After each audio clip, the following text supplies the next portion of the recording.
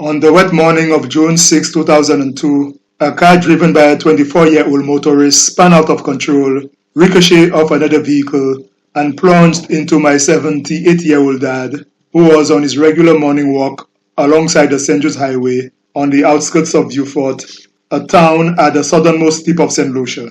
My dad was only a few hundred yards from his home. He died on the spot. The autopsy revealed a broken neck, a broken spinal cord, and a punctured heart. The autopsy also revealed my dad had no recognizable ills, no cancer, no brain tumor, no hardening of the arteries. So it seems, if not for the accident, my dad would have enjoyed a good many more years. How can I explain my father's death? How can I explain this sorrow, this pain, this emptiness? How can I explain that one morning my father was well and walking, and the next morning no amount of coaxing, no amount of medicine, no amount of obeah, no amount of voodoo could cause my father to get up? I went to the funeral home for the viewing of the man everyone said was my father. There was a man in the coffin dressed in black suit, white shirt, and red tie, dressed as if for a wedding, but by the contentment on his face, it was clear he wasn't going to any wedding. One glance told me the man lying there dressed for a wedding that would never take place wasn't my father.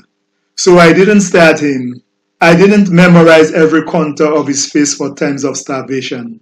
Instead, I looked around the room and stared at portraits that had nothing to say to me. Throughout the funeral and burial processions, and throughout the wake and other activities that followed the death of my father, I stayed close to my mother. I had the distinct feeling I was part of a mafia or mobster family whose head or godfather, my father, had been gunned down, and the family could not survive the death of the second in charge, my mother. So I stayed close to my mother, guarding her as if her life was in clear and imminent danger. I could have never anticipated feeling that way, and I don't know why I felt that way, for my family was the opposite of a crime family.